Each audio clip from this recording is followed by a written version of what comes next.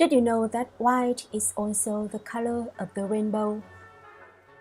Hello everyone, I am Sang Chibi, an watercolor artist from Vietnam, and in our today class, I will show you how to capture the iridescent white of the lovely swans, painting light, color, and glow using watercolor.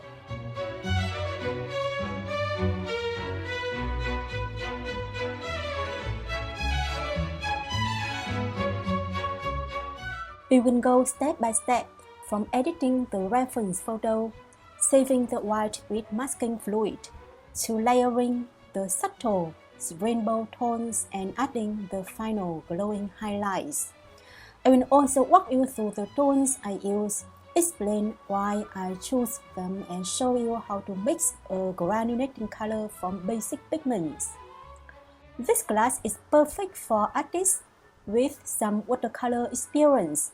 If you are a beginner, feel free to check out my profile. I have plenty of classes for all levels from beginner to advanced.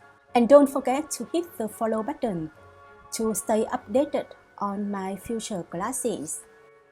Now, let's dive in.